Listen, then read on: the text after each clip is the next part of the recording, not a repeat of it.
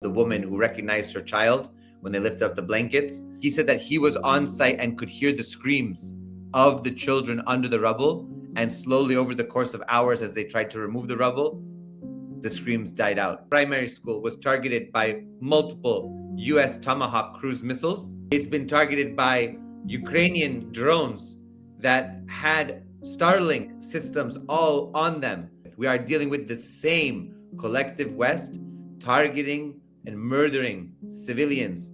The same criminals, the same war criminals are doing it at every step of the way, in every front. And these were just kids.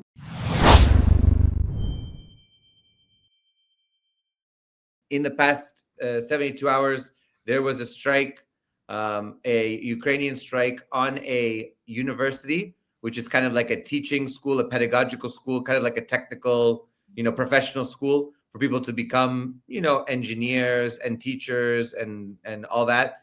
And this was in Starobelsk, Lugansk People's Republic. And I visited it today. So we'll get to, but basically Maria Zakharova announced, the foreign ministry spokeswoman of the Russian Federation, basically said, look, we're going to send a team of foreign journalists. And I was part of that team of foreign journalists that traveled early this morning for the first time ever to the Donbass via plane.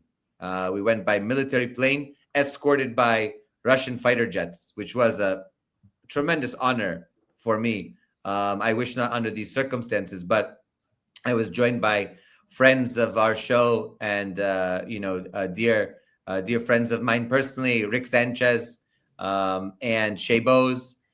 There were other journalists from all over the world, from Al Mayadeen, journalists from Greece, journalists from Latin America, and of course, a lot of Russian journalists and war correspondents who were there.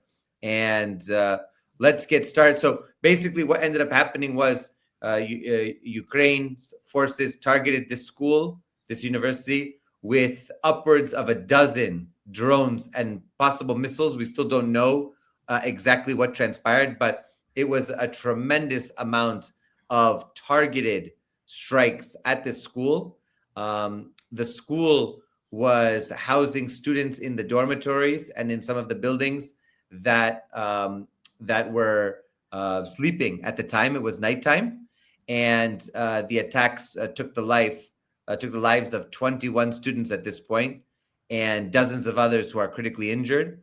And I can tell you that being on site, you could still smell, number one, you could still smell the charred, burning ruins. You could still smell some of that explosive material. For those who have ever been in a war zone, and I've been in many, you can smell that. And also you smelled the rotting flesh of human beings. And there were areas where there was still blood. Once you experience this kind of sensory experience around death, it was immediately, it hit us all. So I took some videos of that, but the area where there was a blanket that was blood soaked was where that video of the woman who recognized her child when they lifted up the blankets. It was really, really hard to be there, having seen that video and then being there and seeing the blankets that were still there. Let's let people take a look. And just so you guys know, so this was on the night of the 21st into the 22nd. 86 teenagers aged 14 to 18 were asleep at the time, with at least three waves of drones strikes beginning at 2200. 16 Firepoint FP drones hit the site itself. You said the death toll has now risen to 21, and there are still children trapped under the rubble. At least 3, up to, I think, over a dozen was the last update that I there were all the rescue efforts have finished. So all the rest, this is what when we were on site, it was they had just concluded everything just a few hours before. But Murad Gazdiev of RT, who's a friend and a war correspondent since the beginning, really since 2014, he said that he was on site and could hear the screams of the children under the rubble, and slowly over the course of hours as they tried to remove the rubble, the screams died out. And so many of those kids who were under the rubble ended up dying. So, but he was on site, and it was a very visceral a conversation, an emotional one, when he was saying that he was there and you could hear the kids.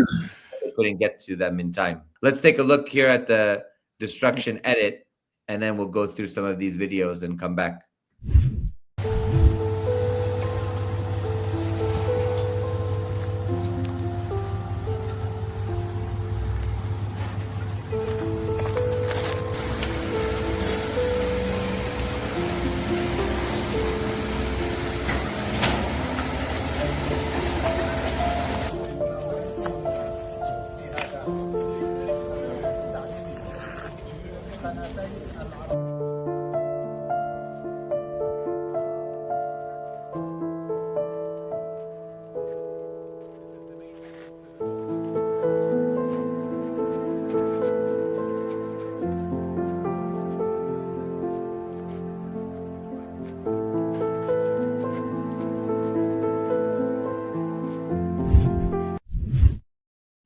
So you can just see there were approximately, we counted about 8 or 9 buildings completely destroyed. That's how extensive this attack was. You're just getting back from a trip to Iran, where you obviously were privileged enough, maybe not the best word, to visit Minab. And now you're coming, and it must be so surreal for you to go from one that was much larger, obviously, one massacre of children, to another, by what we know, both of us and most of our viewers, is just the same regime. Absolutely. I talked about this in Russian media, and I talked about this on Rick Sanchez's show. We're going to have the clip coming out tomorrow. But I said, look, I just came back from Minab, where a school, a primary school, was targeted by multiple US Tomahawk cruise missiles. And now I'm at a school just like 3 weeks later, and it's been targeted by Ukrainian drones that had Starlink systems all on them to guide them to kill these young kids. I mean, that is what we are dealing with. We are dealing with the same collective West targeting and murdering civilians in Iran, in the Donbass, in the Russian Federation territory, further afield like Kursk and Belgorod and other places, Bryansk, in Gaza, in Lebanon, everywhere we're looking, we're seeing it. So I tried to make that connection so people understood. And it was very powerful. The Russian media really were very interested in this sort of analysis. But it's the truth. The same criminals, the same war criminals are doing it at every step of the way, in every front of this war on really the global South. The war, this is a war to maintain imperial hegemony and dominance.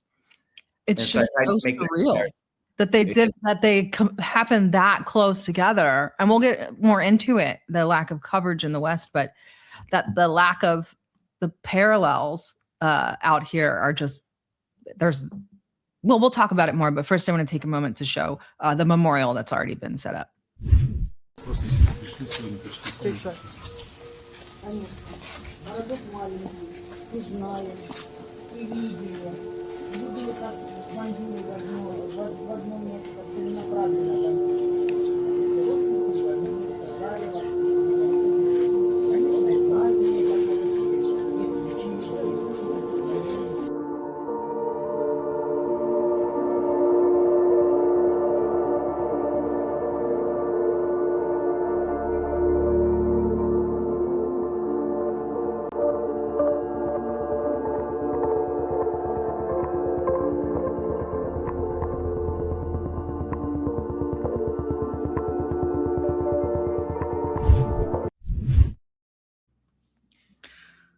It was really hard.